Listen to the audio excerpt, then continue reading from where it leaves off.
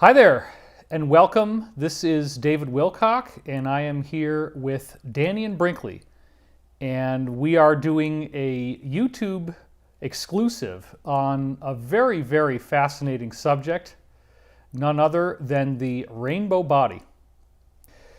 The rainbow body is truly fascinating because supposedly 160,000 people have been able to transform their physical bodies into pure light, rainbow-colored light. And there are a series of practices that allow this to happen. Now, this is very fascinating information that has never been studied anywhere near enough. And here to discuss it with me today is the legend, the classic, Dannion Brinkley. So Dannion, welcome to the show. Well, it's good to again to be back, David, because this is important. In case nobody's ever heard of you, Dannion, God, good luck. Let's just go through the basics of that you are a near-death experiencer. Could you just give us the quick elevator version of who you are and why you're here today? Sure. I mean, I am a near-death experiencer. I was struck by lightning in 1975 and was dead for 28 minutes. Took 2 years to learn to walk and feed myself. I had to have open heart surgery in 1989 from damage done by lightning. In 1997, I had to have brain surgery. And in 2018, I had to have open heart surgery. So I've experienced 4 of these events that we call the near-death experience. But what happened, what I'm describing, is after open heart surgery, I had to be resuscitated when they got me to the intensive care, but nothing happened. I was not aware of once they woke me, and I was still supposedly out.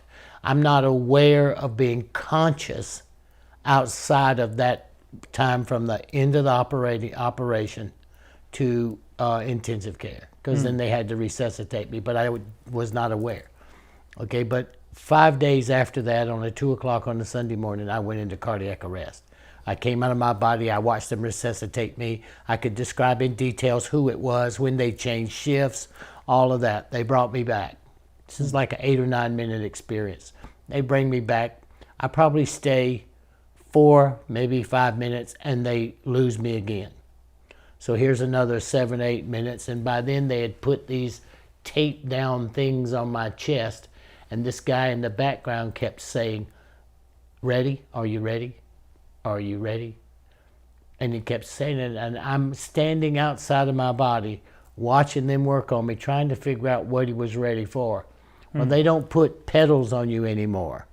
They tape it to your chest, and they push the button. Well, let me tell you something that's really surprising about when they push that button. That's a serious rush, David. I believe. Okay. But this is the point that brings us to why I wanted to do this show.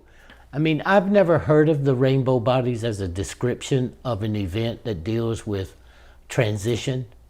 Okay, but in this last quote-unquote near-death experience, which was a death experience because 17 months ago after cardiac arrest, after open heart surgery, I went into cardiac arrest. And in the I remember it very well. Yeah, and in the course of that, this is what happened. And as I was trying to find language to describe what was happening to me while they were trying to resuscitate me, until you and I started talking about rainbow bodies, I didn't have a place because I was describing these cloaks. When I flatlined, I came out of my body really fast. It was like whoosh, I was out and I was watching it. But going back in, David, it was like I was putting on cloaks. I mean, I kept calling it coats, and each time I became more consciously aware that I was returning to my body. So 2 events. Now this is 2 cardiac arrests side by side within 20, 25 minutes. So it's tight observation, looking at what's going on. I'm not afraid of death because that never really happens. I'm an observer of the transitional state. So when I kept putting on these coats and finally I was back inside my body, 2 things I had. You come out really fast, but going back in was slow, calm, and instant, but it would never appear to be instant because I had put on another coat. So when I was talking to you about it and you told me about the rainbow bodies, I said, wow, David, here's an opportunity that we could teach people about this. So even on a more basic level, Dannion, let's just say this, that your background with your amazing 22 million copy bestseller, Saved by the Light, back in 1993, you put the near-death experience on the map. This idea that when people die, they're not just extinguished into some black nothingness, but there is this whole other experience that we have on the other side of life, when our physical body no longer exists. I'd have to say that I was one of the drivers in that. I mean, I met Raymond Moody in 1976. Mm-hmm. He was just finishing and putting out his book, Life After Life. He was going to medical school at the place where they brought me.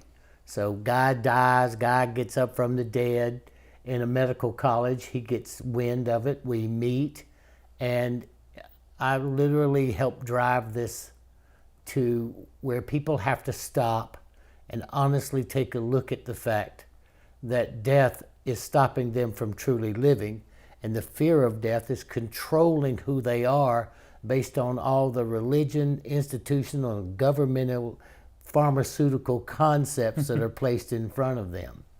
So after going through this, I have had this experience 4 times in literally over 40 years. So I've had time to study it in between. And 4 near-death experiences. Yeah, in 44 years. Right. And I've been a hospice volunteer for 42 years because what I learned the first near-death experience changed me from being I don't want to use the word, into someone that becomes cognitive about what's important in life. A less than pleasant person. Mm-hmm. But about what's really important in this life, how it's structured. So when you started talking about the rainbow bodies, and I stopped because 17 months ago, I had to have open heart surgery, my 4th near-death experience, okay? After I come out of that, I went into intensive care with no pulse, no heartbeat, nothing. So they had to resuscitate me, okay? I don't remember that resuscitation, okay? That was the important part. I don't remember that resuscitation, but I remember coming into intensive care. So I don't remember any of that until waking up in the 1 or 2 o'clock in the morning. So on a macro level, Dannion, I think a lot of people don't really know if they're going to continue existing after they physically die. We have a very widespread belief in our culture about death being the end. That's a typical pervasive viewpoint. I remember my own grandparents actually being convinced. They were both Presbyterian Christians, but when I really got down to talking to them when they were nearing the end of their lives, neither of them thought that they were going to have anything else going on after they were dead. They just thought that there was like a black nothing. Okay. I'd call it the black nothingness. That's what they really thought was going to happen. Well, take it from me. They just ceased to exist. Take it from me. They're in for a big surprise. Nobody dies, David. Nobody dies. But this conversation is about rainbow bodies now. A new event, let me finish this. Okay. A new event. I think I know the near-death experience in and out because I've been a hospice volunteer for 42 years, have tens of thousands of hours with watching people go from this world to the next. Okay, but after I had open heart surgery, they didn't think I was going to live, so I was in intensive care, monitoring. At 2 o'clock on 5 days after the surgery, at 2 o'clock on a Sunday morning, I went into cardiac arrest. I came out of my body really fast. I know that place very well. I'm watching them work on me. I heard their alarms go off, all of that stuff. Okay? And then when they resuscitated me the first time, I went back into my body in a very controlled way, as though I was putting on cloaks of what it would take to become human. You go, but I had no other words to say it. So then about 5 or 6 minutes of being back in my body, I flatlined again. Oh. So I come back, but watch, David. I got this thing down pat. I got dying all covered I here. got it. I got it covered. Know, you are not worrying me about whether I'm breathing or not, okay? I have many moments of not breathing. So when I come out this time, I'm trying to figure out, why do I come out so fast? And then going back in, it's like you're getting ready for it, like you're putting your coats on to go in. Well, I didn't have terms. That they were Right. cloaks and coats until you came up with this discourse, this conversation about the rainbow bodies. So why I want people to pay attention and why I want to do this is using the rainbow concepts and the structure around it. I can describe to people how putting on those coats, you take them off.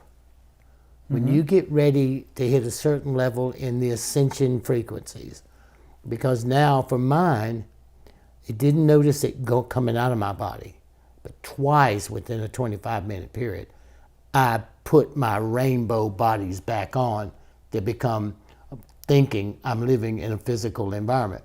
So if it works like that, then there is a technique by which you can take those off or partially take those off to revel in the consciousness that's happening in this awakening and in this nature of ascension. Cool. So we wanted to do a video today for you describing some of the principles of the rainbow body and giving you a deeper insight into this, because this is a really actually very fascinating subject. When you think about what Dannion is saying with the afterlife right now and the idea of the fact that there is a heavenly realm that we all are going to be encountering, it's a truly fascinating concept, along with the idea, as near-death experiencers such as Dannion have reported, that there is such a grace, there is such a love, there is such a presence of peace and stillness and tranquility and clarity when you go to this place. It's as if, Dannion, there is an agenda for being human that becomes very obvious to you when you're over on the other side, right? 100%. And what would you say that agenda is? Well, you choose to come, which is not as important as that you are chosen. People have to understand, you don't just come into existence when you're a little baby, okay? You don't come into existence then. You've been in existence for so long, and you have earned the right to come to this life. That right has been earned through great deeds. I'm not a gigantic karma person, David, but I believe that deeds are acts of kindness, and deeds grant you higher levels of access in the dimensional realms. And it is that kind, loving gentleness. I have never been any other place but in the most loving, peaceful, accepting place. And the only things that deviated was my focus on things, as opposed to whether I was surrounded by love. But this is how I say it. Well, tell us the story about the fundamentalist Christian woman who wanted to know about hell. In the early years of people being afraid about death, and doctors tried to disavow it, and all those things that go on when people are afraid to look at something that is inevitable. For me, everybody, if there is something that's guaranteed and there is something inevitable in your life, and you don't know everything there is to know about it, you will never get a chance to honestly and sincerely live this life. So when I was doing presentations, which I've been doing, God, forever, but this woman raised her hand once and she said, two things. The one lady, she says, Mr. Brinkley, why in the world do you think that God would have picked somebody like you to come back and tell this story? I said, I have no problems with that. I said, God had to be scraping the absolute bottom of the barrel. And she had completely run out of messiahs. So she says, I got a good idea. Let's go find a jackass and let's put it off on him. So that's how I got here.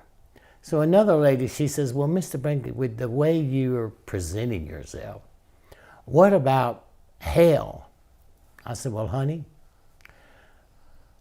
they didn't bring it up while I was over there, and I damn sure didn't bring it up.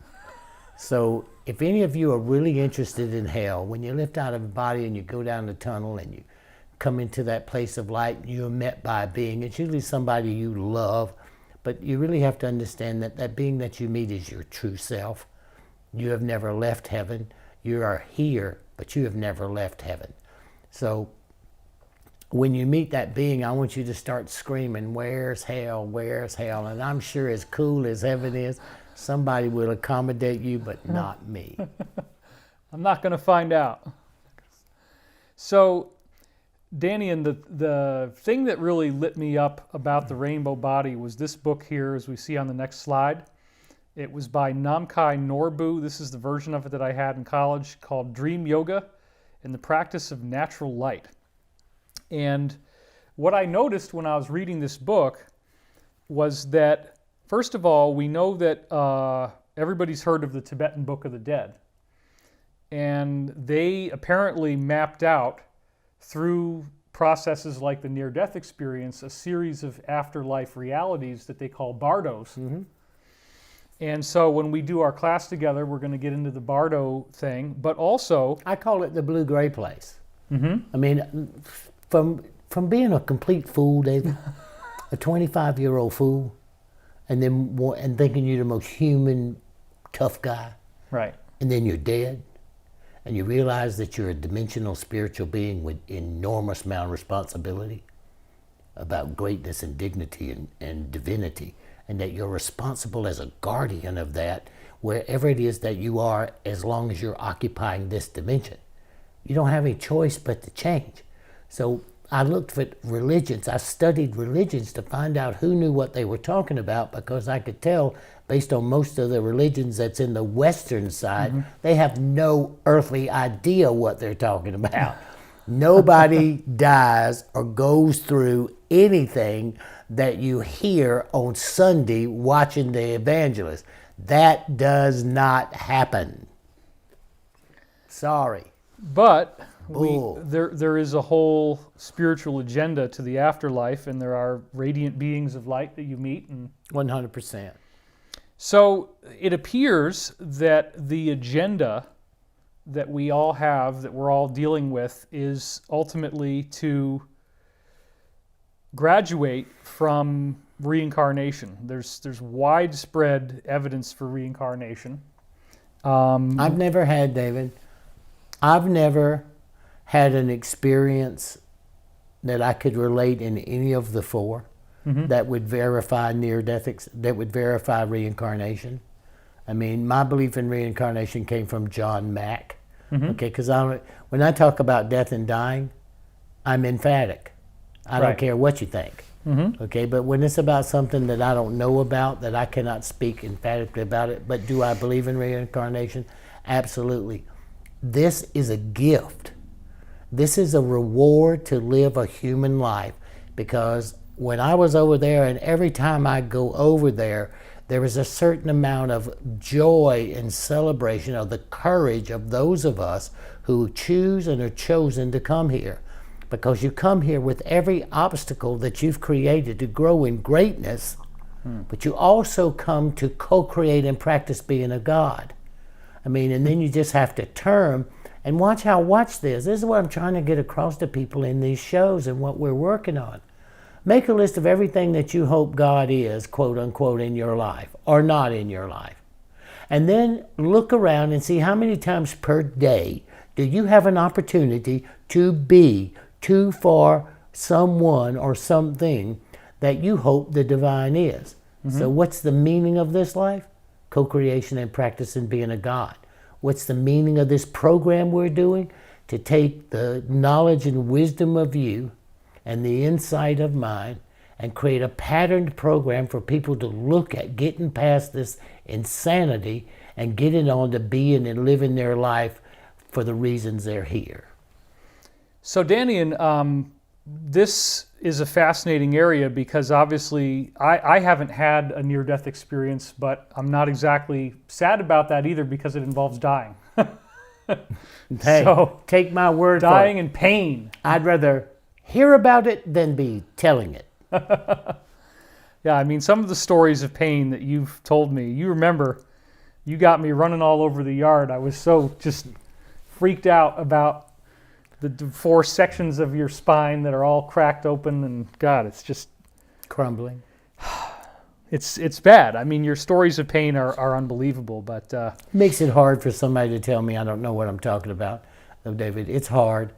If I'm trying to get across to an identity within of you, and you're helping me understand about what I went through. This is a reality I'm trying to understand. And as I'm trying to understand it, you're also teaching them, because I can verify I just had this experience for the first time just over a year ago, and I can identify with this. And if we teach them and they identify with it, then they have a better grip on how to live a powerful life.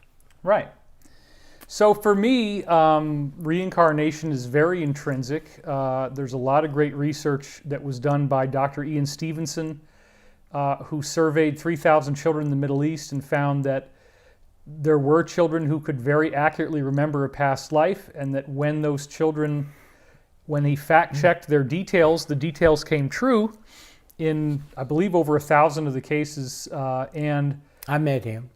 And also the really important part being that the facial similarity is there. They look the same as who they were in the previous lifetime. And of course, there's been a lot of controversy online about my own stunning resemblance to Edgar Cayce. His face and my face are very similar. Maybe we'll have a couple images of that up here right now. But David, they also, I met Ian Stevenson because he was at the University of Charlotte, University of Virginia in Charlottesville. Raymond went to do his forensic psychiatry work there, so I was there with Raymond. So I met Ian Stevenson. But another thing, and I don't know how this all fits, but he was talking about scarring. There was a whole section about children who had scars or marks that they could tell you where that scarring, and that's what got Ian to really believe, and then John Mack. So I have to agree. Well, let me just say what that is, because it's important to clarify that. The Ian Stevenson research also concluded that when a person remembered being someone in the past life and they have a violent death, a violent injury, that the site at which the death blow occurred will show up in their next life as a birthmark.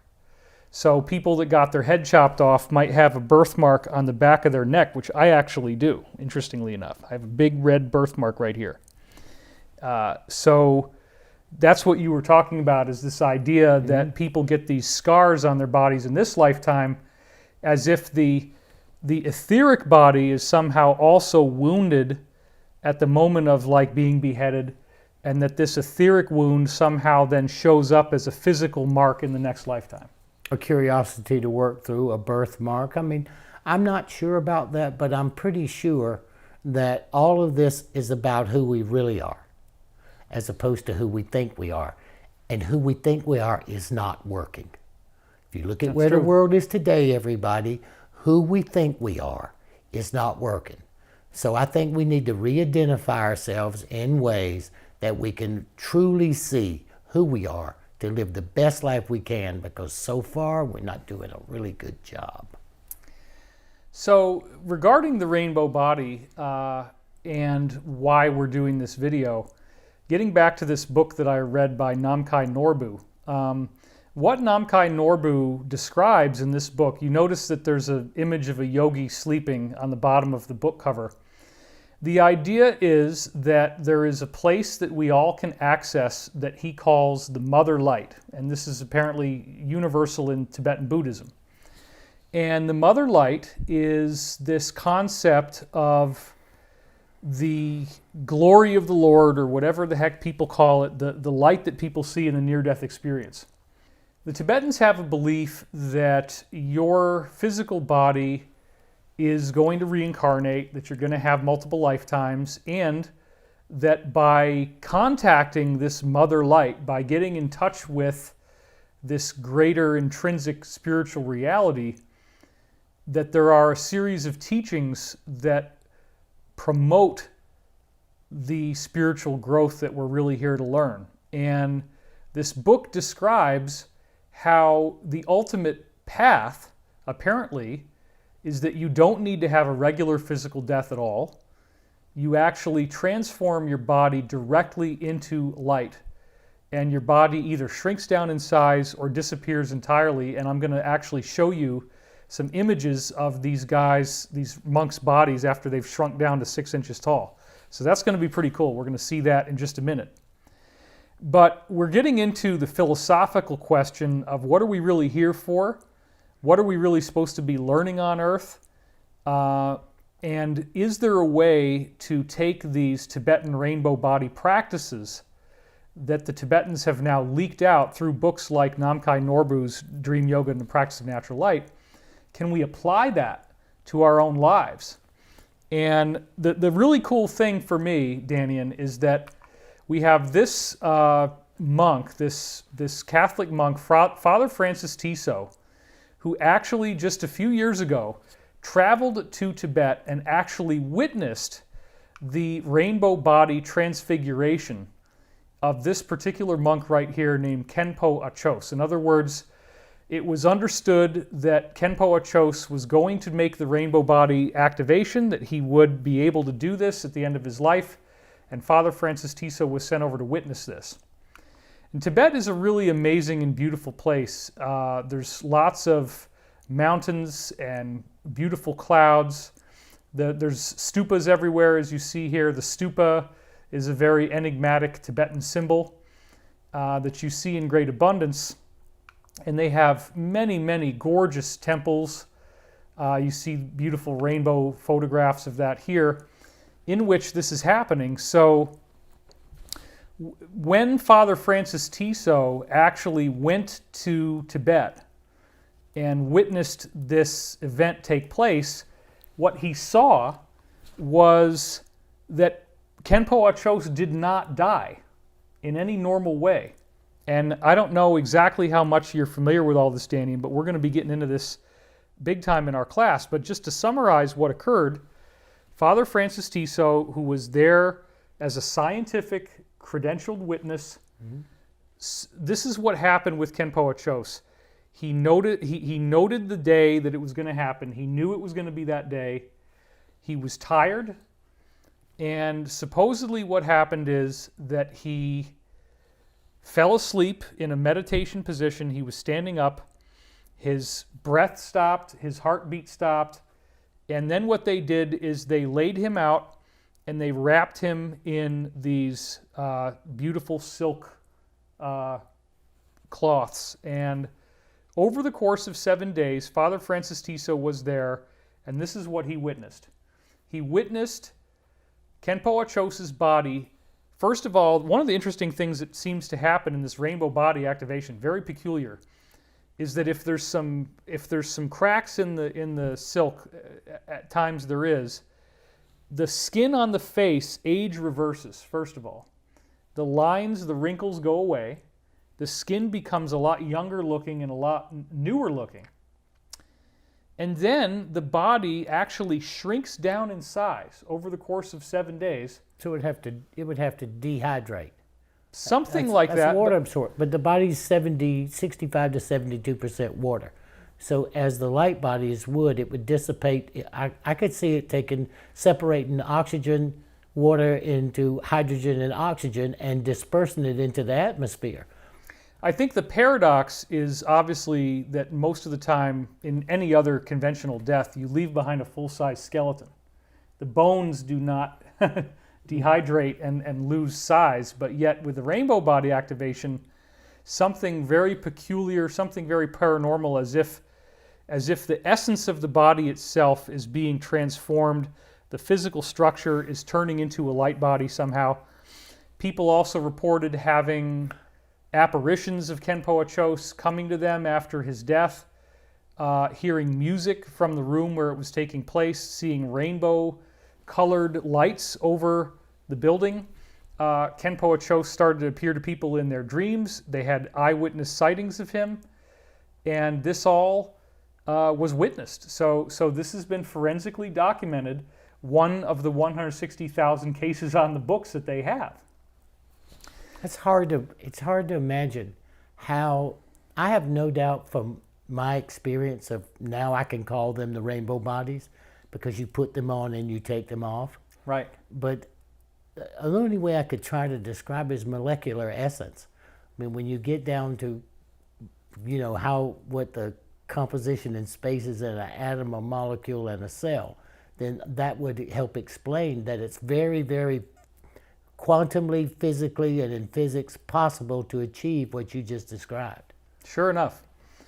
The mysteries are vast, and we don't really fully understand why this happens, but it appears to be the graduation from the Earth school, once you've really nailed everything down and figured this out. Now, I want to talk about something else in this video, which is the second Buddha, Padmasambhava. So let's go back to the slide real quick. Because Padmasambhava came in and improved upon the teachings of the Buddha that allowed for this rainbow body graduation to start to happen. So there seems to be some pretty clear evidence that Padmasambhava was some kind of extraterrestrial, because in the mainstream Tibetan lore, Padmasambhava did not have a mother or a father. They say that he arrived in an egg that came out of the sky. Well, that's probably the best thing they could use to describe some kind of a craft that opened up. They called it an egg. He told them that he came from the cosmos, so he directly stated that he came from outer space, from the stars. And he had remarkable abilities as soon as he arrived. He could do telekinesis, levitation, all kinds of really cool stuff. Now, the name Padmasambhava translates as lotus born, and they also called him Guru Rinpoche and the second Buddha, as I said. The term Guru Rinpoche translates as precious guru. Now, Padmasambhava did study Vajrayana Buddhism, the prevailing Buddhism of the time. He was a scholar of that teaching. And he traveled all throughout the regions of Nepal, Bhutan, India, Tibet, and southwestern China. So one of the strange things that I've noted before, he does look human at first when you see sculptures of him and so forth, but one of the things that becomes obvious is it appears that they gave him that he was painting on his own eyebrows and his own mustache. And this is one of the pictures that shows that. This is an image of Padmasambhava as he would be flying around, because he did apparently levitate. And then here's another image of him where his eyes look pretty intense, pretty wild. Now, Padmasambhava had this odd face where, as you can see in the pictures we just saw, he didn't appear to have eyebrows or a mustache that they were penciled on. That is consistent with the reports that we have of many different types of human extraterrestrial sightings. Mm-hmm. People that look a lot like us, but there's something different, like maybe they don't have the eyebrows or facial hair or any hair on their heads whatsoever. Yeah. And this could very well be what was going on with him. He might have had to wear wigs or hats or something. But there's so much mythology and folklore that sooner or later you have to come to conclude that these people are extraterrestrial. Okay. Well, what's really amazing, Dannion, is when we're going to look a little bit later here, that Padmasambhava, once he started to reach rainbow body and practice the same teachings that he developed that we're going to be studying in our class, he actually pushed his hand into the rock outside the cave he was meditating in and melted his handprint into the rock, and it's clearly got 6 fingers. So yeah. Normal human beings don't have them, but if you look at like the Roswell crash, all the good evidence we have from the Roswell crash is of 6-fingered beings being on those craft who don't have hair, don't have eyebrows, don't have facial hair. So that could be what Padmasambhava is. We don't know, but we can speculate. And consciously and adequately speculate, because this is new to me, David. Yeah. But being able to listen and knowing that I have experienced this in my own life, and then watching the structure of how it comes, it just opens up to so much more possible beliefs in all of the stuff that you're talking about. Well, and part of why I wanted us to have one of our modules be on the rainbow body is to look at what, we're going to go into a lot of detail in this in our class, look at exactly what the Tibetans were teaching their people to do if they wanted to attain this, and how can we compare that with what you heard in the afterlife, and then how can we apply these teachings to our lives today. And so a lot of this is going to be a discovery process. Dannion's going to be seeing this for the first time along with you as we go through it in the class. But what I already know you have waiting for us is all of the understandings of how your experience with the afterlife and with these rainbow body beings that you were seeing fits in with what the Tibetans were teaching us. I'm agreeing. Because you already acknowledged, like, you didn't personally encounter information about reincarnation in your afterlife experiences. I won't ever say that I did. But others have. Right. And so we want to aggregate as much of this information together as we can, try to come to a common understanding. And to make their lives today positive. We have to change. We have to. Okay? And if we don't come at it from the way that mixes the two sides to give clarity in this overwhelming sense of fear and death, we're making a mistake. I mean, we are responsible to people to bring this viewpoint so that they can either trust it or not trust it and build off of it or not, but at least they have that option. Right. So let's take a look at this next slide, because here we actually see this is apparently based on eyewitness testimony of the rainbow body activation. And so as you can see here, the image, and this is of Padmasambhava's ascension. Now, Padmasambhava had an interesting case where he instantly transferred into light. It didn't take 7 days. He didn't leave anything behind. There was no body left behind. It happened just in a flash. And so this illustration that you're seeing and others like it are based upon the eyewitness testimony of what they saw. So it would appear then that his body becomes transparent or translucent, and there's this pinwheeling, rainbow-colored set of, like, the pinwheels have different colors of the rainbow in them, and apparently they were spinning around, and it was like roughly the size of a sphere around his body. So people saw a spherical aura around him of rainbow-colored light, and it was very bright, and it was very joyful. There was sound associated with it. There was feelings associated with it. It's this beautiful, swirling rainbow activation.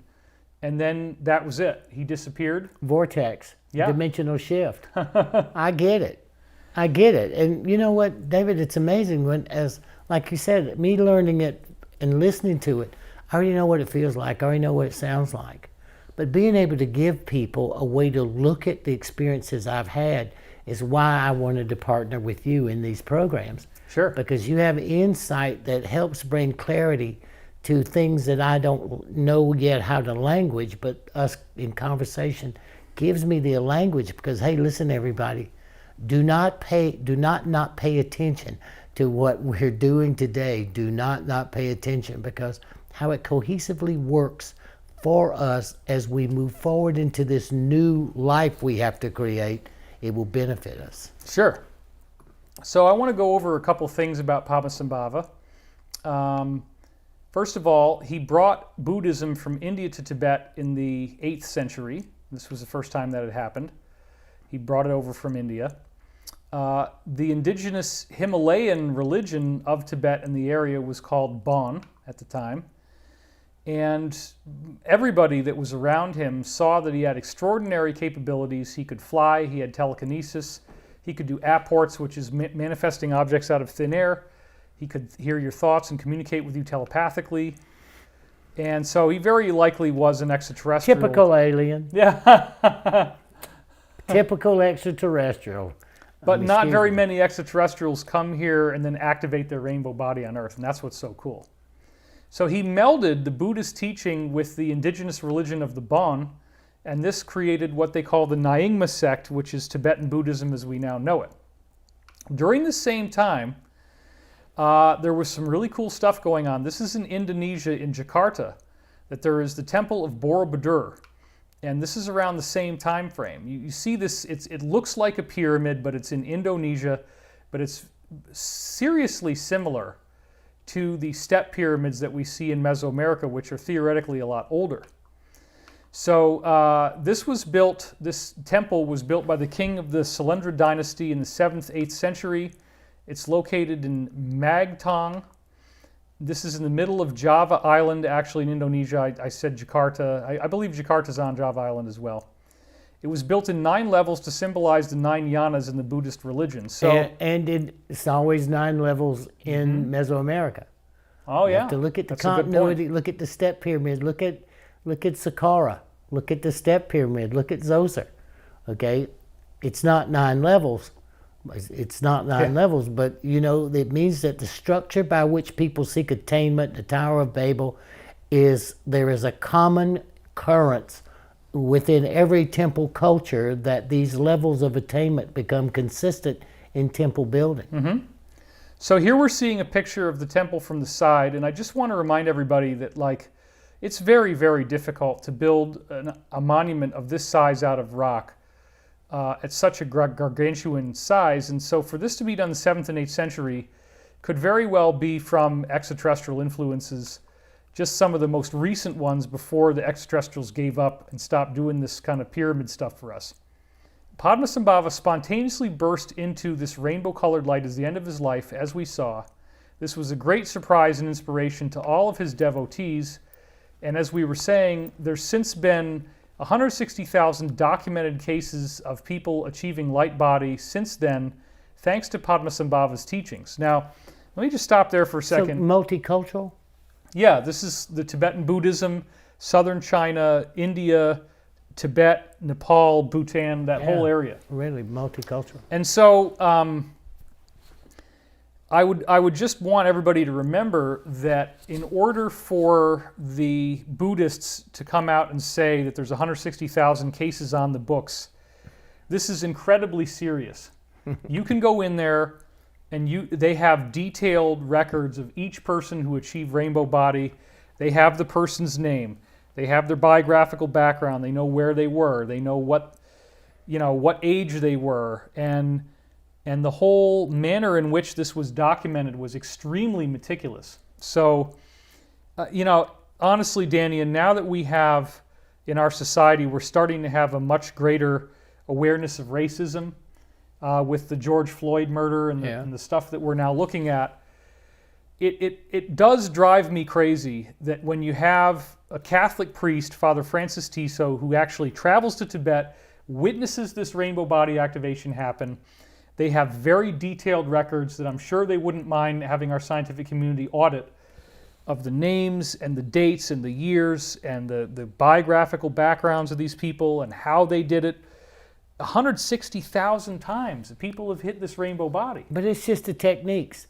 Everybody's uniquely different, okay? And the kind of discipline, I don't yet know the techniques unless you go into cardiac arrest. Now, if you go into cardiac arrest, I know all the techniques necessary to deal with the rainbow body. But we don't actually want to kill people in this class. This is my point. This is my point. But understanding from my point of view that this is really true, that there is a level of entry back and forth, that this happens, and by listening and watching this, I know that whoever brought this knows dimensional travel. No matter what you describe death as, quote unquote, when you stop breathing, you shift dimensions. You leave this body here, okay? You leave it because most people don't know the rainbow technique.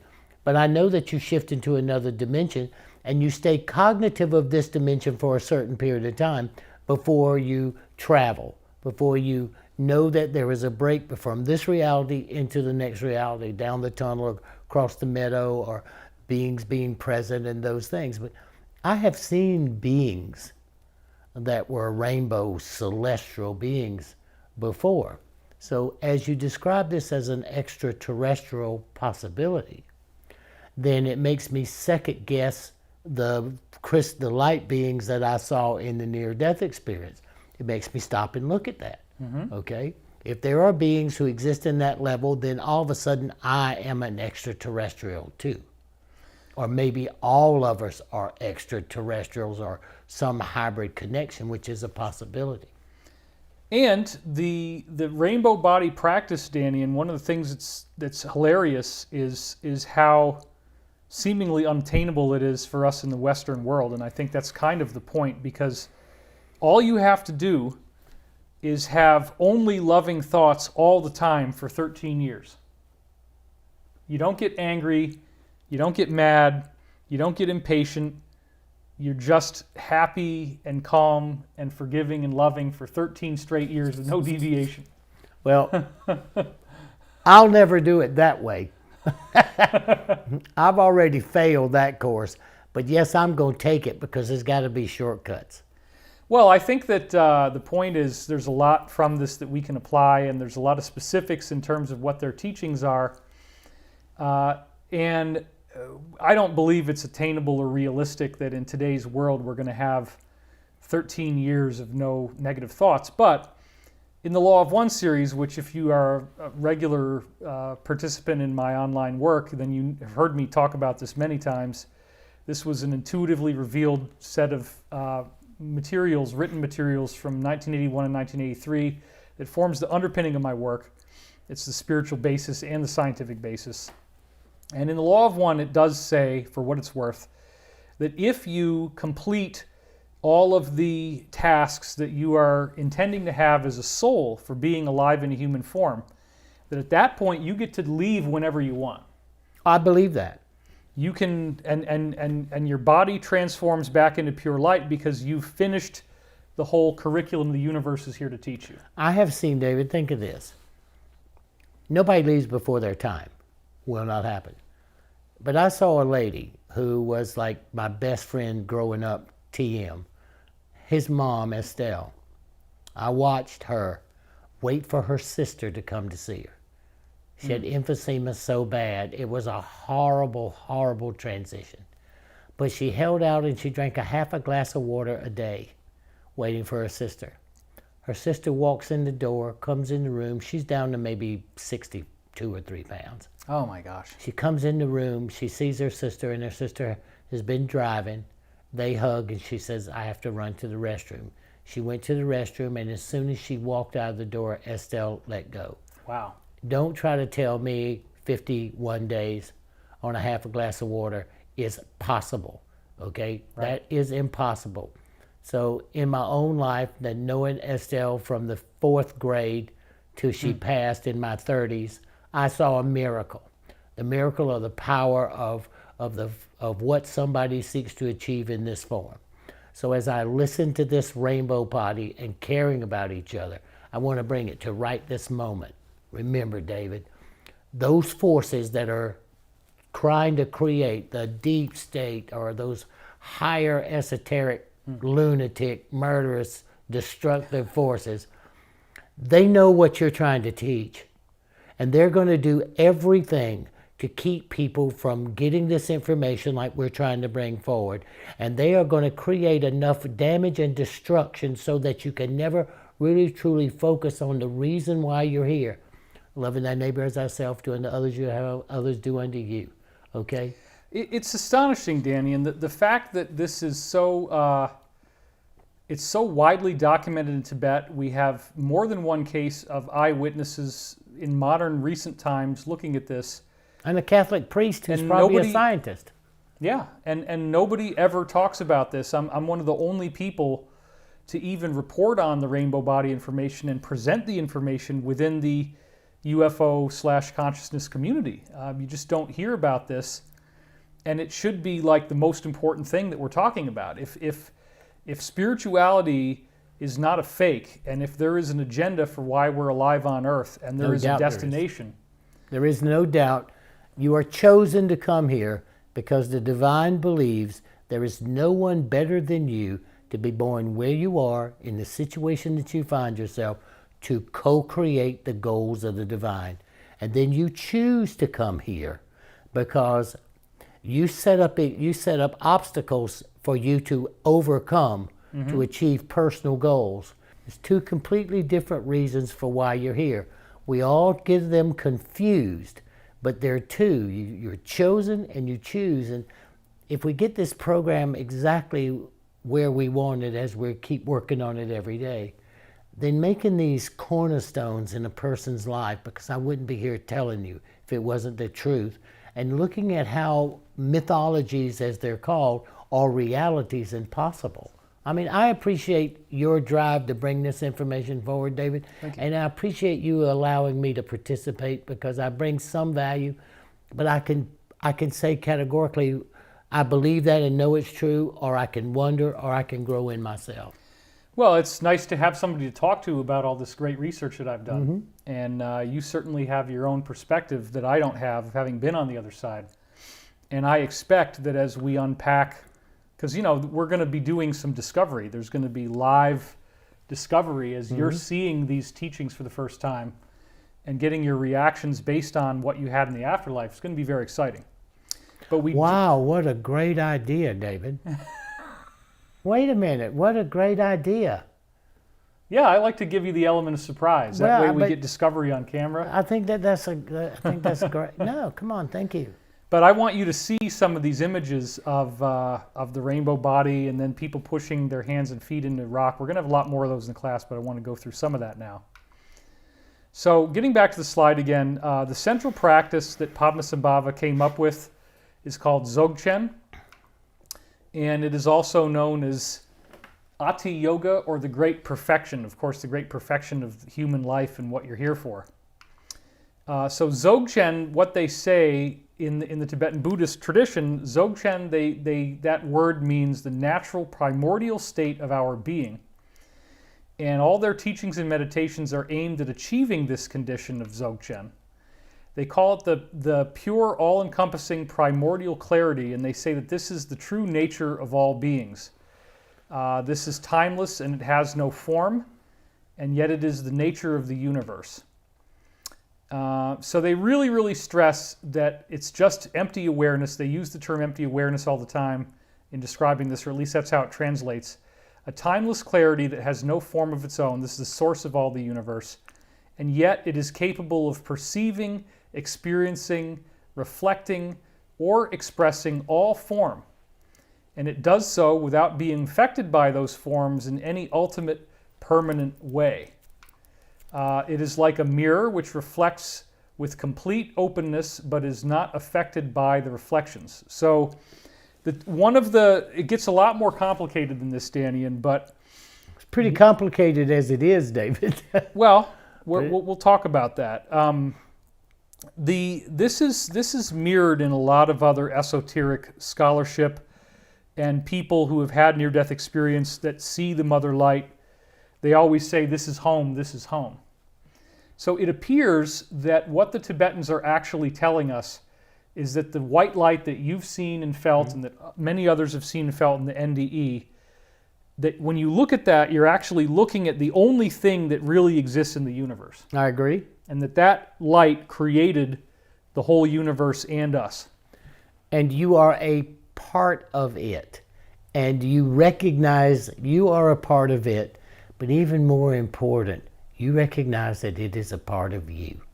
Right. The great separation, David, the great separation is being alone and being helpless. Okay, these are two of the driving fears. A virus can kill you. But being alone and being helpless, over there, you are never alone and never helpless. You are connected to a force and a stream of consciousness that you are a part of its creation. Not only are you a creation of it, you are part of what it is creating. That is the secure comfort in language of where we are. So one of the simplest Tibetan meditations that achieves rainbow body over time is they will look, they'll be in front of a view, so they'll look at like mountains, because there's lots of beautiful mountain views in Tibet.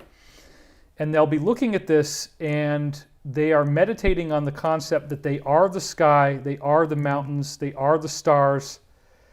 And so your awareness, the awareness that you think with, the awareness that you're meditating with, this is really the key, because it's a meditative practice. The awareness that you meditate with is the awareness that all the universe emanated from, and you want to see yourself as that awareness. not as separate from the awareness, but that you embody it A part and of you it. become the awareness. And apparently, once you have sufficiently become the awareness of the rainbow-colored light that the universe is made from, your body just phase shifts back into it. I believe that that's highly possible. I mean, you know how much meditation it has to have taken to achieve that goal, or how many millennia you would have to be alive that you could come here. How this guy got here is the same way he left. Right. He just appeared. He Right. came dimensional. Instead of extraterrestrial, he becomes almost interdimensional and could manifest a body. And remember that after these guys achieve rainbow body, they start appearing to other people in the spiritual form, in dreams and even in waking visions as like a ghost, Reinforcing. and encouraging them on their own path. Yeah, reinforcing their system. So this again is what the rainbow body activation actually looks like. And another thing that I really, really am excited about and I wanted to share in this video is some of these mandalas that the Tibetans have seen when they are approaching the rainbow body, when they're approaching the mother light.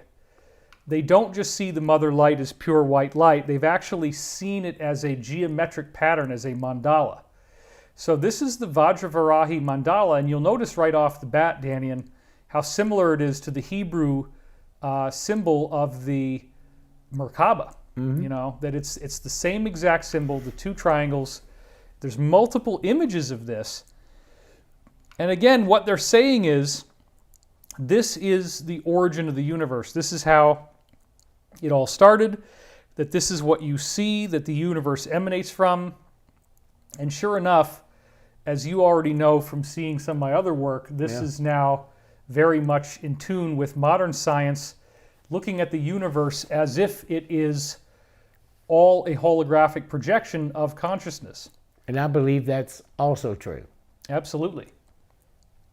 So going back to the slide now for a minute, we've all suffered through this perpetual belief that mathematical equations like the ones you're looking at now are necessary to solve the mysteries of the universe, that the mysteries of the universe are all going to come down to very elaborate arcane equations that we have to solve only by having an advanced degree.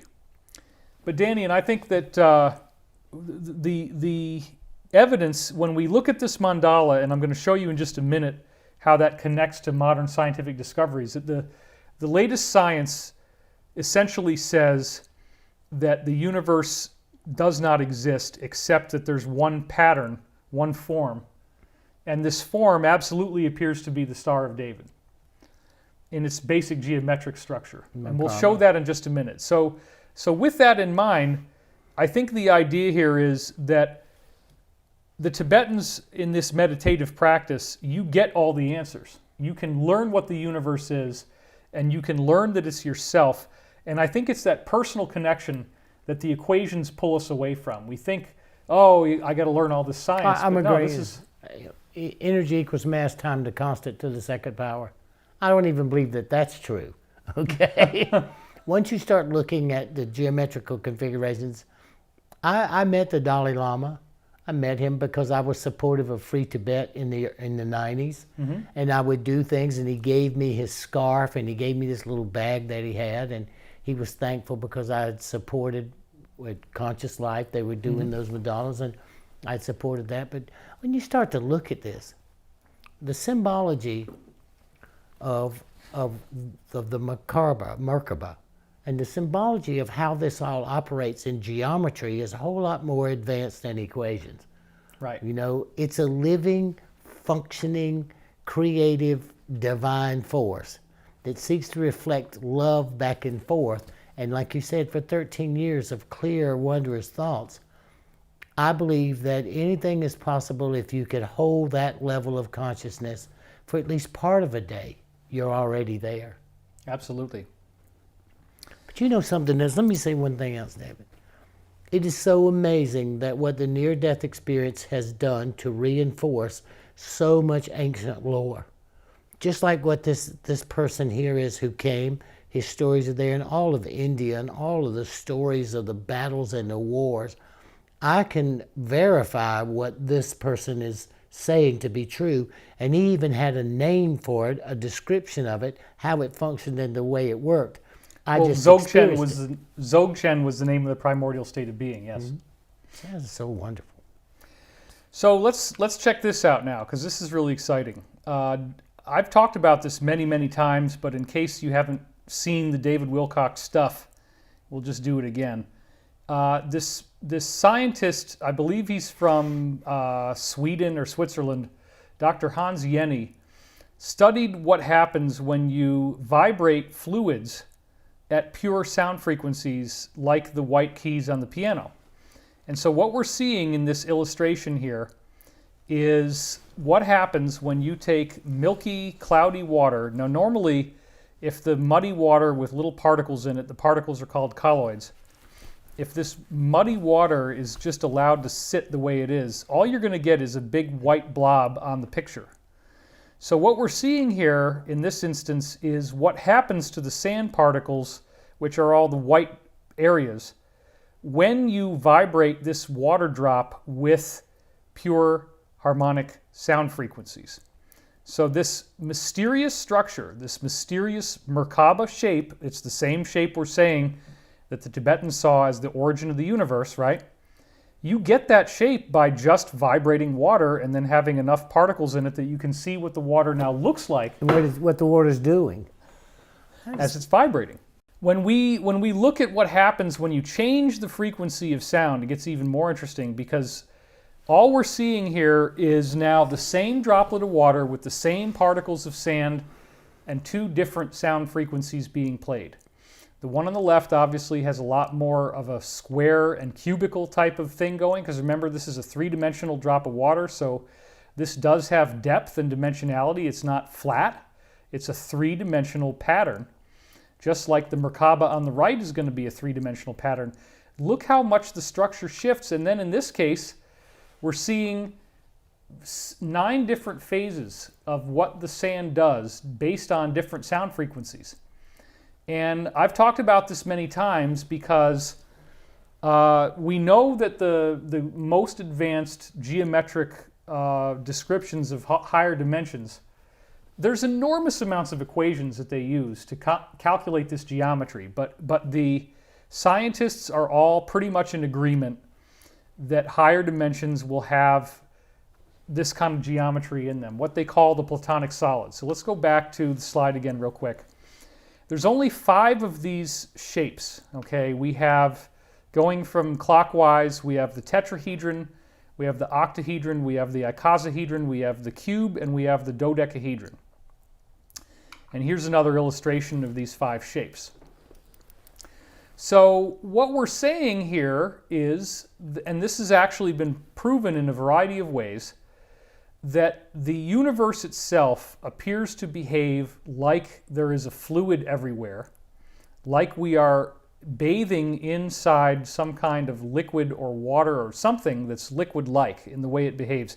We can't see the water, we can't measure the water, we don't know the water exists, but the water itself is the universe on one level of thinking about it. Right? The Higgs boson particle, they call it the God particle, but when they proved that it existed, they call it dark matter. So they've not only given it an existence, they've given it a name because space is dark. It's true. What a funny name for the divine. We get into the Higgs boson in a second, absolutely. But I want you to just to look at these images again and understand that these are your 5 basic shapes that will appear in water when you vibrate it at different sound frequencies. These are the 5 main patterns that you're going to get. We didn't see all of them in the shapes that I was showing you from Dr. Hans Jenny's experiment, but Buckminster Fuller actually proved that these shapes appear in vibration. The way he did that was he took a spherical balloon that was white, and then he put it in a blue dye, and he vibrated that perfect sphere at different sound frequencies, and the dye would stain the areas of the balloon that moved the least. And Buckminster Fuller showed all 5 of these Platonic solids would appear over the surface of the balloon depending on what frequency you vibrated the balloon at. So these are the primordial shapes of vibration. So it's a very curious thing. It's a whole new way of looking at it. When you look at these particular patterns, you're not seeing them as geometry anymore. You're seeing them as natural vibrational crystals, if you will. And he built houses. He built forms. Dome homes, yeah. Just like this. Yeah. I mean, so he was... Because they're so strong. But he was taking it and creating an environment that's within the natural formation of the dark matter, or what we're all bathing in. I agree with that, David, so much, because when you get to the other side, physical stuff has no importance. You never conceive of physical, maybe in the first moments. Right. Because the nature of who you are is clear. The nature of where you are is also clear. And you know the place so well, it's like going to grandmother's. It's like what happens when you get out of the car at grandmother's and knowing dinner's ready. Okay, that's the feeling. Okay, so once you have that feeling, there's no difference. But I appreciate Buckmaster Fuller a lot more now. So this is just one of a series of things that are out there talking about how there could be, in fact, a liquid superfluid that's like an underlying energy that the universe emanates from or is made from. Are we living underwater?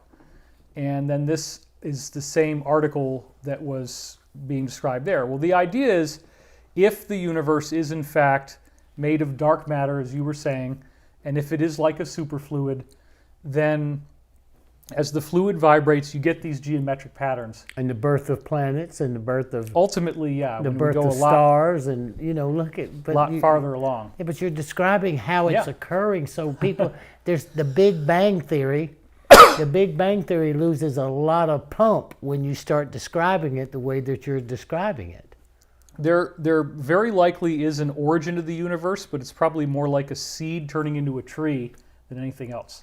All right, so now we're poised for this to really, really get interesting, because we have already seen that vibration creates geometry in a fluid. We know that the geometry looks the same as the Vajravarahi mandala, which the Tibetans say is the source of the universe.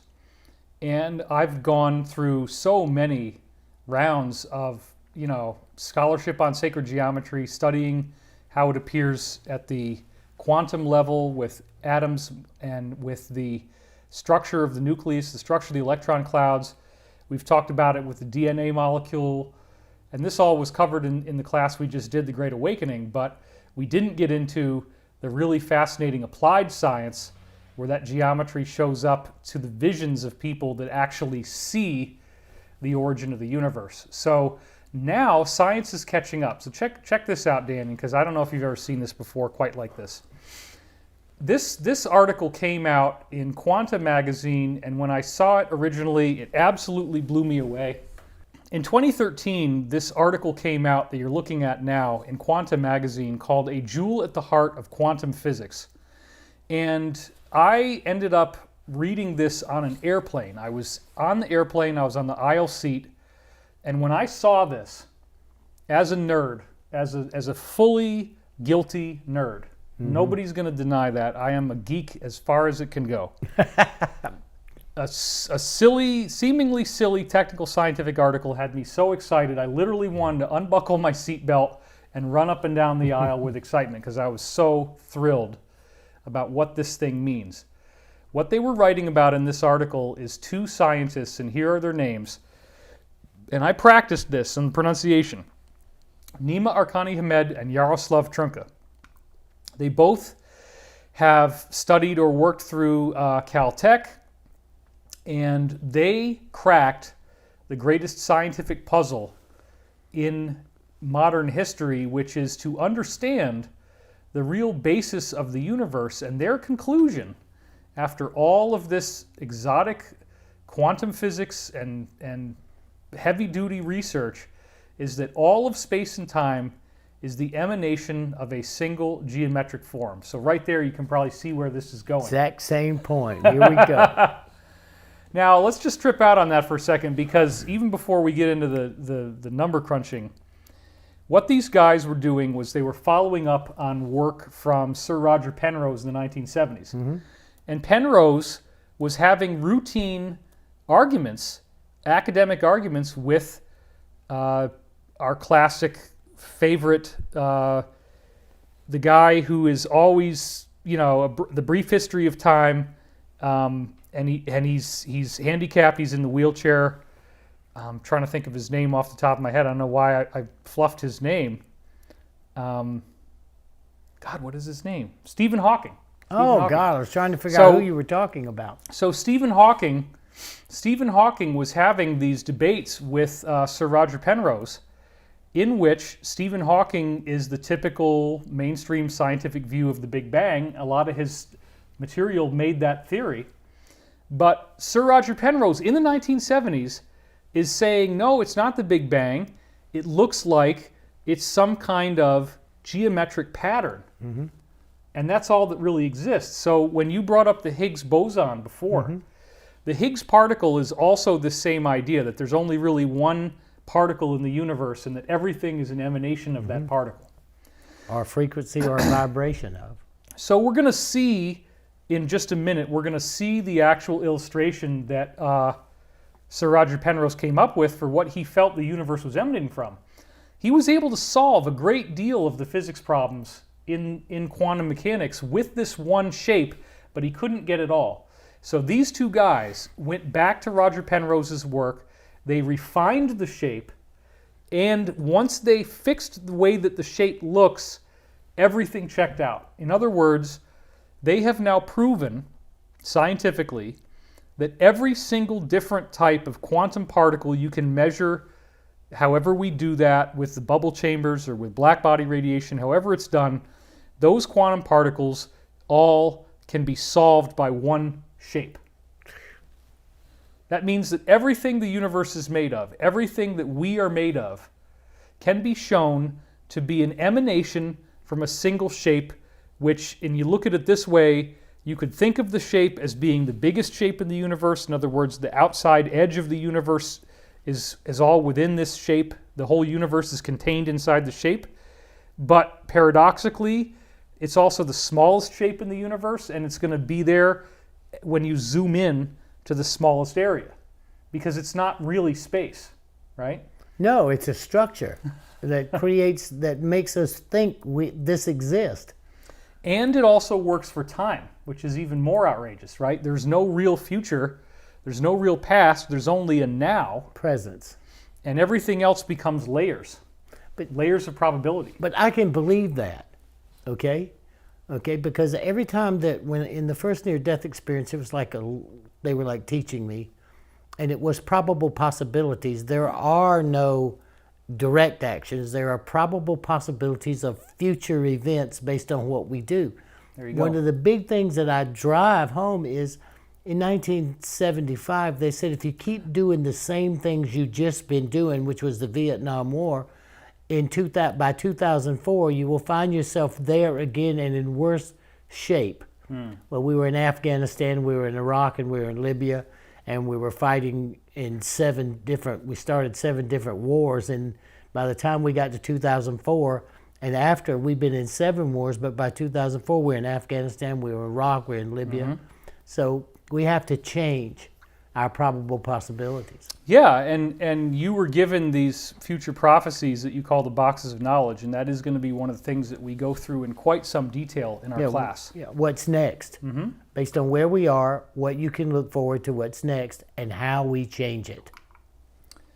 So getting back to this concept then, the amplituhedron is the name that they gave for this shape. They also called it, in mathematical terms, it's called a positive Grassmannian. But the amplituhedron is what they believe is the source of the universe. So this is the original illustration that was given. And I was looking at this and I noticed, okay, there's colors on it, there's waves on it, and the waves are supposed to indicate how it vibrates and creates the whole universe by its wavelengths as it vibrates. But it wasn't until I saw this that I got really, really excited, because this was actually, as you can see, it's a pencil sketch illustration of the basic pattern that they say with only 8 coordinate points, you solve the whole universe for quantum physics. Every particle, everything in the universe apparently emanates off of this. Well, you can see that it doesn't look a whole lot different than this. And this was actually the original illustration of Sir Roger Penrose. So how bizarre, right? Mm-hmm. Here's this guy back in the 1970s who used this shape and was trying to argue that this is essentially the face of God, if you want to call it that. This is God. This is what we're all coming from. This is what we all emanate from. But he was wrong. He couldn't get everything to work. Now, if you look at this shape closely, you'll notice that there are, in fact, 2 tetrahedrons on it. The top is a tetrahedron pointing down. That means it's like a pyramid, but it has equilateral triangular faces. So you can see there is a tetrahedron up there at the top, a 4-sided pattern that has equilateral triangles on each of its 4 sides. And then also notice that to the left of that tetrahedron is another tetrahedron.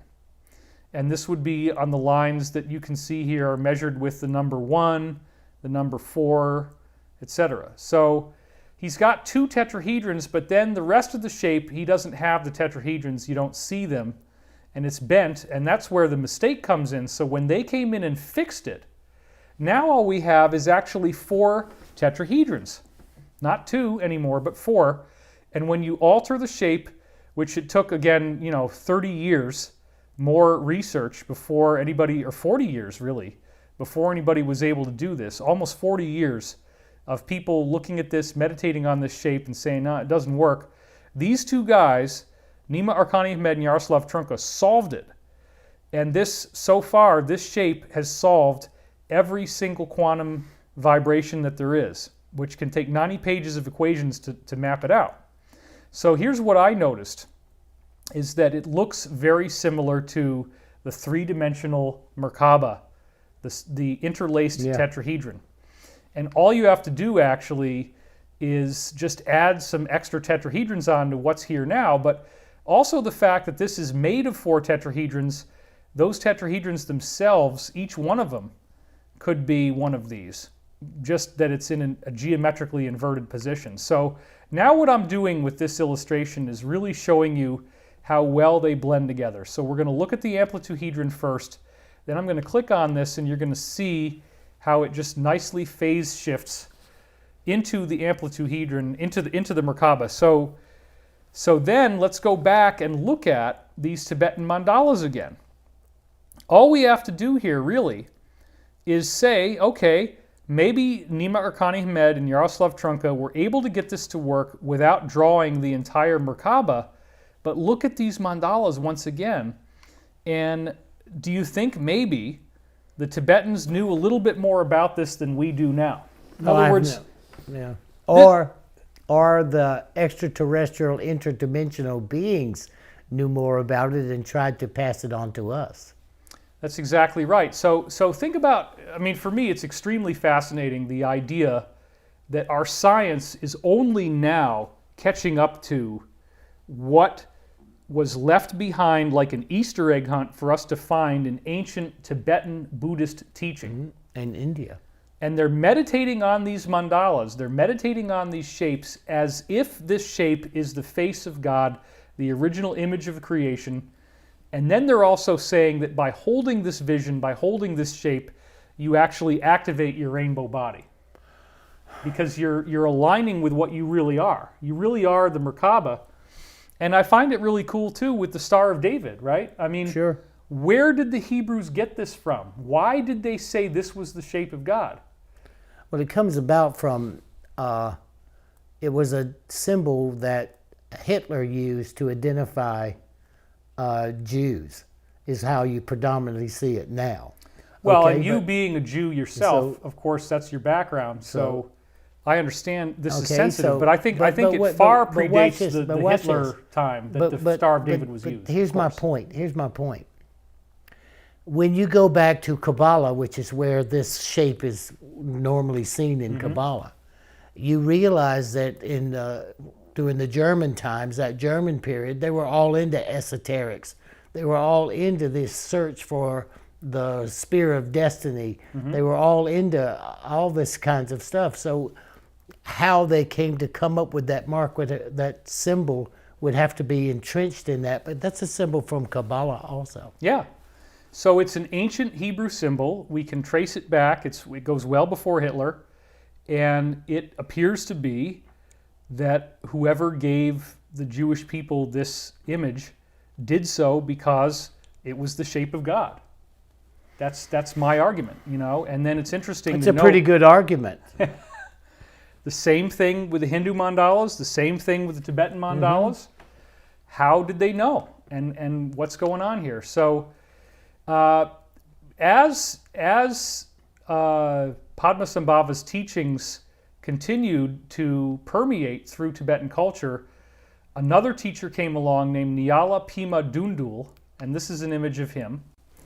And he also was able to achieve rainbow body through this practice. He practiced a teaching called the Union of Primordial Essences, and in 1872, fairly recent, he is claimed to have attained rainbow body in front of 500 physical witnesses. Yes. He left behind a small ashen body after 7 days, and the body was hidden away to keep it secure.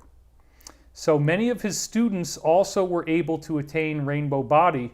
And let me also point out, Dannion, that when we have Jesus' ascension, there is reason to believe that the tongues of fire that went down upon the apostles, that they might have also achieved rainbow body, because in the case of Padmasambhava, when Padmasambhava was approaching rainbow body, there were eyewitness reports of him and a group of his disciples flying in the air like a flock of birds. People were seeing these guys flying around in the air. They could do amazing, impossible things like walk into a blazing fire and not get burned. All these really cool miracles. And then all 25 of Padmasambhava's disciples attained rainbow body after he did. So these teachings actually work. He practiced them and they work. So in the same time period, all 25 made the transition? During Padmasambhava, right. After he did it, his 25 disciples all did it. And then after that, they were seen like gathering like a flock of... Well, before they ascended, actually, they were already able to fly. So you get some really cool abilities. And that's one of the things we're going to see here is how they'll push their hand or their foot into stone. And the stone that normally would be solid just moves. They actually leave an imprint, and we're going to see that. But anyway, getting back to Nyala Pima Dundul, this is recent. This is 1872, 500 witnesses, and he leaves behind this ashy figurine. So we're going to see some of these figurines. This is an image of Nyala Pima Dundul. He looks a lot like the original person who brought it. Yeah. Did he paint on his eyebrows also? I have no. But look, I think he's a human being in this case. But yeah, I mean, he looks more. To me, he looks like he was a person who just didn't come from outer space, but practiced these teachings the way you're supposed to and got it to work. So, before people actually reach rainbow body, they want to leave something behind to show that they had attained this level of consciousness. So they often will do this with handprints and footprints. Now, we're not going to look at a whole bunch. I'm only going to look at a few. But this is like an inverse image where somebody had taken a casting with some kind of plaster type material of a footprint left behind in stone from one of these monks. But before we get into the handprints and footprints, we're going to go through some recent examples of rainbow body activation. One of the people who did this is Achuk Lama Rinpoche, and here is a picture of him, and he's actually more recent. He was the head of the Nyingma sect of Buddhism in China. This is, again, down by the area of Tibet. He meditated for 43 years with Master Tulku Arik Rinpoche. They established the Yarchen Gar Monastery in 1983, so this is recent. This is a holy city where most of the Rinpoches and Lamas live in all of Tibet. And the largest collection of Rinpoches and Lamas are there in the entire world. So now we're going to see this Yarchen Gar Monastery. And look at how huge it is. They have an enormous number of people staying there, all meditating together. It's got to be a really incredible, vivacious, vibrant community. So again, here's a picture of him, and here's another picture of him. He actually did attain rainbow body. So if you're one of those internet trolls and you want to get jealous at people and hate on people, you can look at him and say, well, why did he attain rainbow body and I didn't? What's he got that I don't? Well, it's really boring. He's just meditating all the time. That's what you have to do. Yeah, And he lived in this structure, this little temple. Lama Achuk was there. You know, he had normal windows. But even before his rainbow body activation, which remember, he didn't even found the monastery till 1983, he was already doing really cool stuff. He was able to leave handprints and footprints in rock. People were witnessing him mush his hand into the rock like it's made of liquid. He was manifesting little statues out of thin air and giving them to people. He was discovering new termas, which are basically spiritual teachings that you download, and then they start to apply those to their practice. He could go underwater for days without breathing, and he was totally fine. He'd come out, he was totally fine. He could know the past, the present, and the future with no impediment. He had total ability to see into the future. And he had visual manifestations of deities and mandalas over his body. So supposedly, this is a picture that was taken of Lama Achuk, where it was just normally going to be an image of him sitting there meditating, and what he was able to do was project this image of a lotus onto the camera and project this image of like a light body behind himself. So he definitely tampered with the photograph psychically to make this happen. very possible. Now what we're seeing here is actually after Lama Achuk achieved rainbow body, he left behind a little piece of roughly human-shaped ash that was then, as they usually do, they dress it up in little clothes, and they put it in a little shrine, and they put it on display, and it's locked up, in this case, in a box. So what we're seeing here is what they call the rainbow body. It's really just the leftover body from Lama Achuk. So this, again, was witnessed by many people. Over 7 days, and his body shrank down to 6-inch figurine, and then they dress it up in little clothes and they put it in a shrine.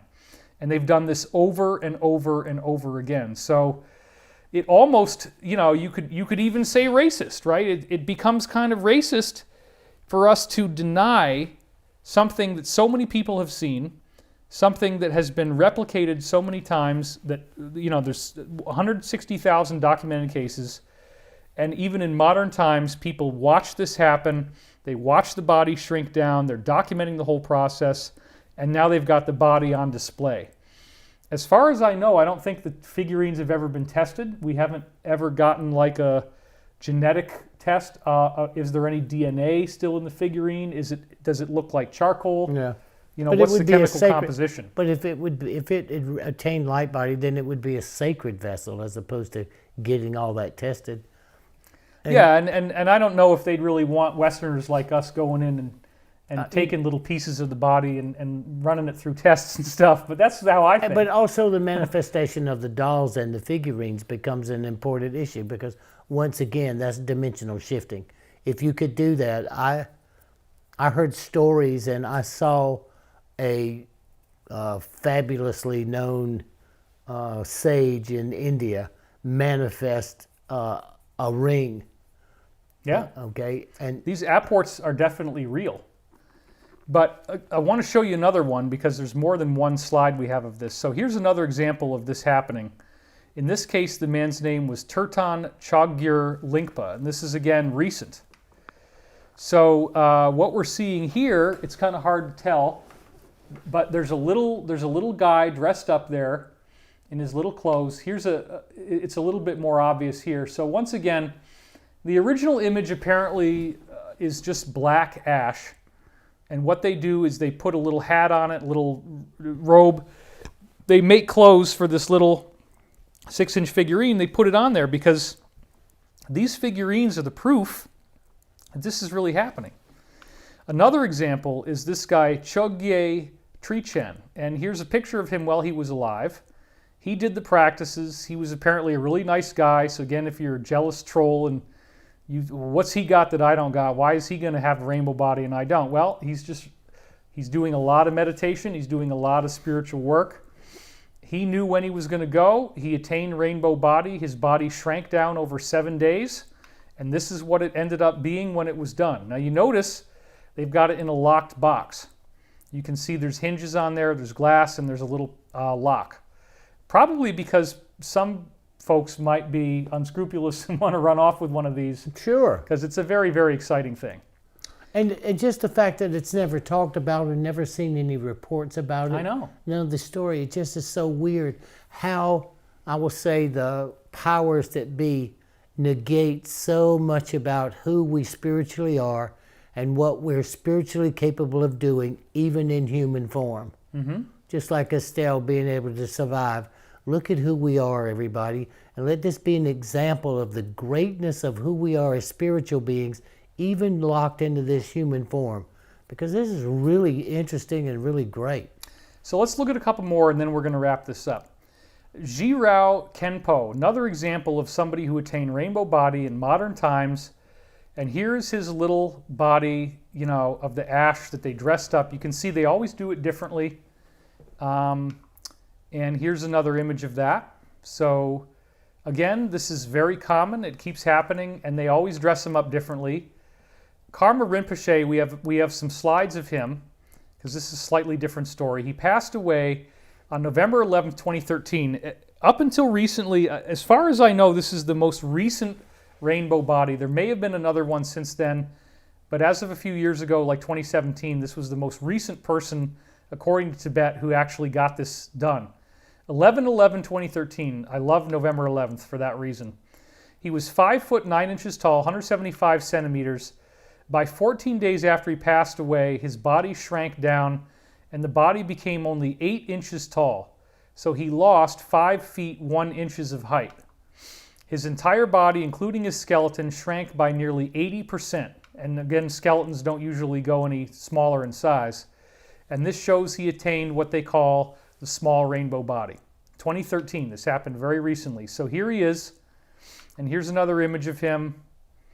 And this is what his body was wrapped up in after it was done. They always look a little different. And now I'm just going to show you a couple images of footprints and handprints, where in this case, 2 footprints were painted over, footprints in stone. And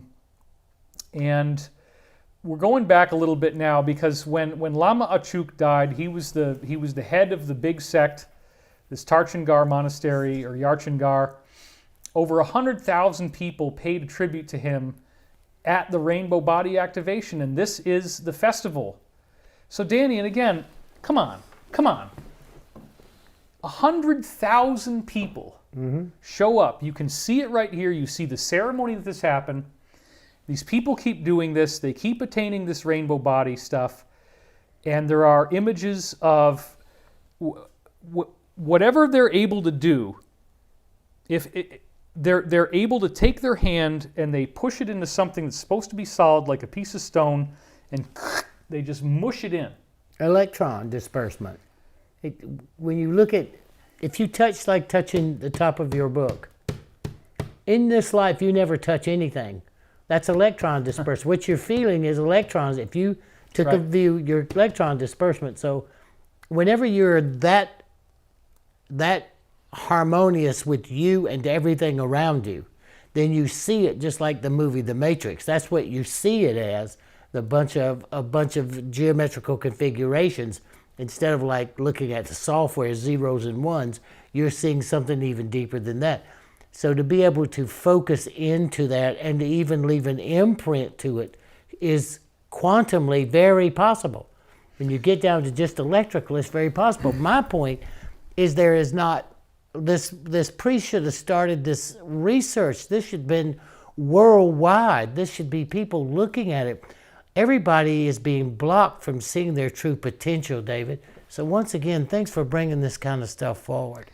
The point that I'm trying to make right now, Dannion, is that if you have 100,000 people show up for his funeral because he achieved rainbow body, people who are there to look at the little small body, you know, it's widely understood, and yet our culture, you never hear about rainbow body.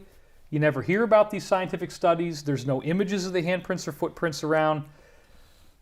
And to me, I believe what these monks are doing, I was going to say scientists, because they're like scientists in a way.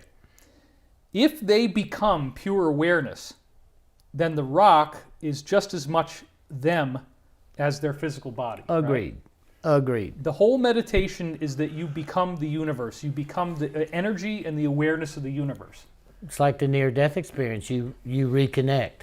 Right. You know, you even in physical form, you've never disconnected.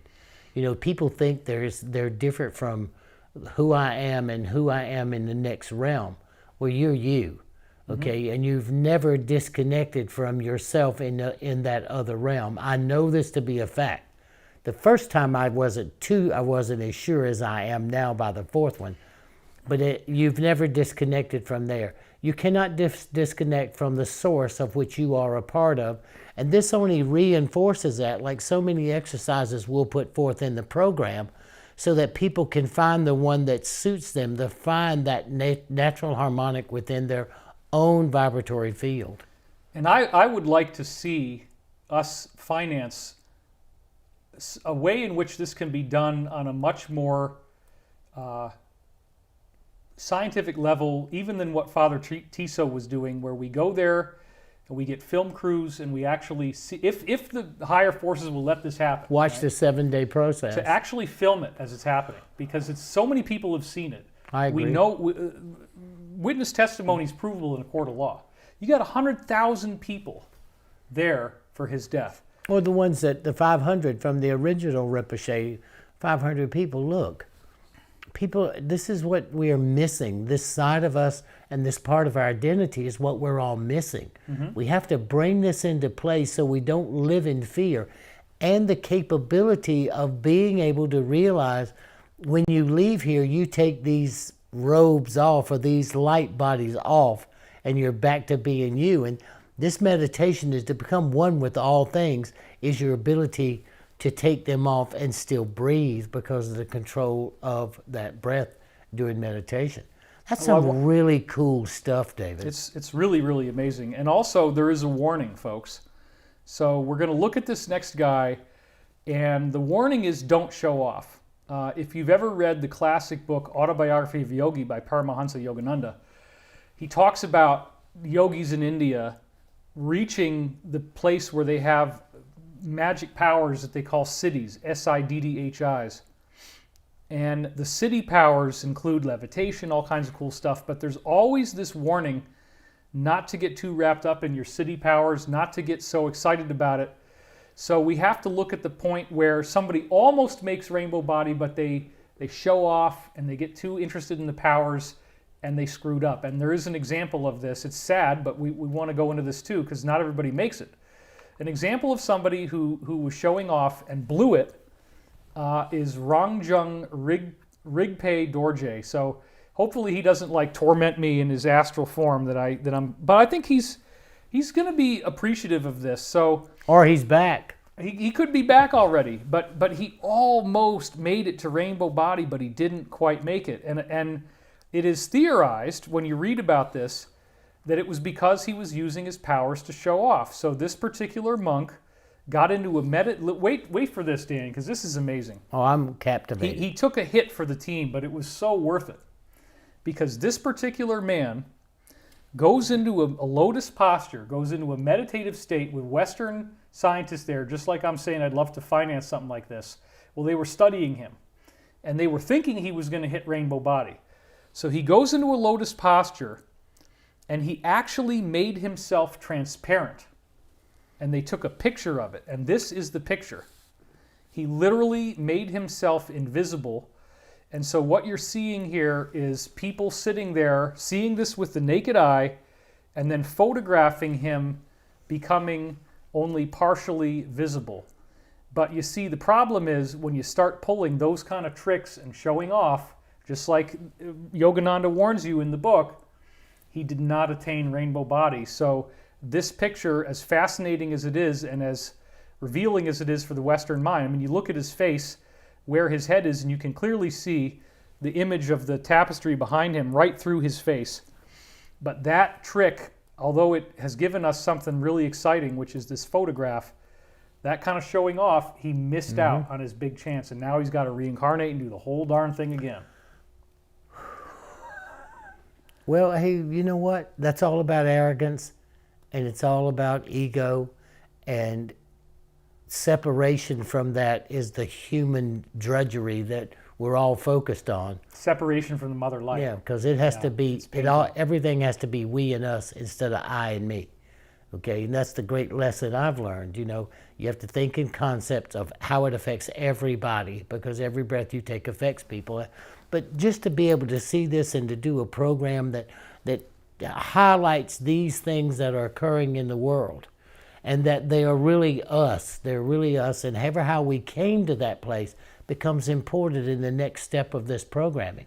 People have a hard time believing that somebody could make themselves partially visible like this, and yet this photograph has been analyzed. It does not appear to be tampered with. It does not appear, there's no Photoshop, there's no funny stuff.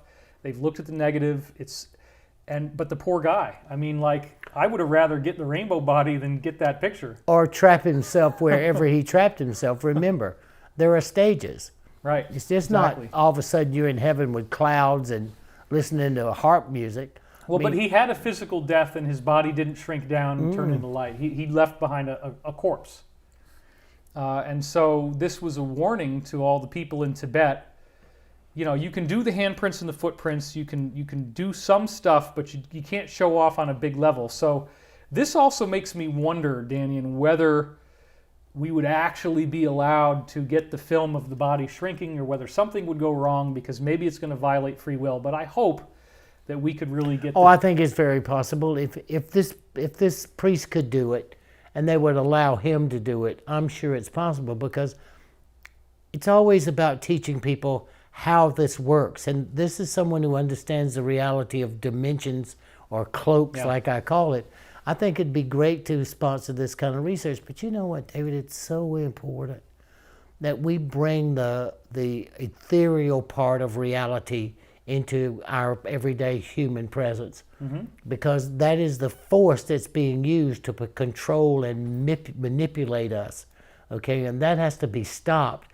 And by doing this kind of programming and crossing these boundaries and borders, gives people more insight to the power and greatness of themselves. I agree with that.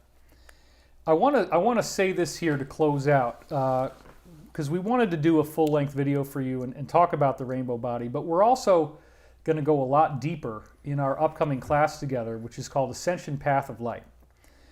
If we can access the actual specific teachings that they were getting to achieve this rainbow body, we can begin applying them to ourselves. And they are quirky, and they are very specific.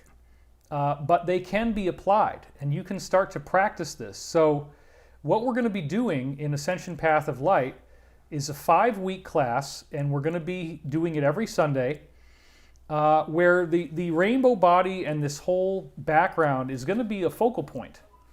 And we're trying to find the junction point between our everyday real life and how this can apply to us. So the Tibetans are doing like the final great perfection, where you've reached the full reunion with the cosmos.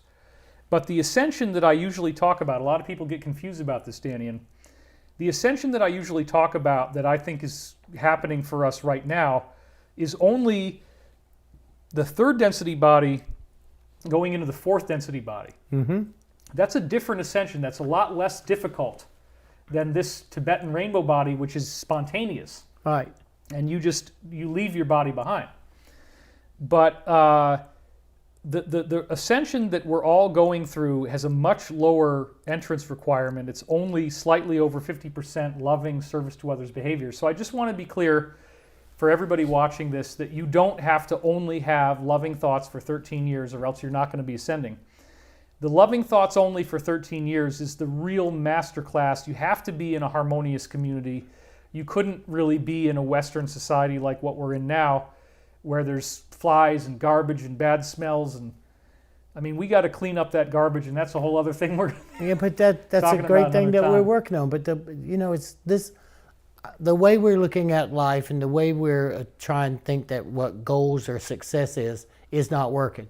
That's We're right. destroying the planet, and we're creating so many issues among ourselves that it's creating separation. And now that we're all cocooning, we're living in our homes and we're all afraid of really getting out in the summer, it's creating that interaction and separation. Well, if there are techniques that allow you to compensate for that and to be able to be aware that no matter what you think, everybody, you are in an ascension process. It is happening.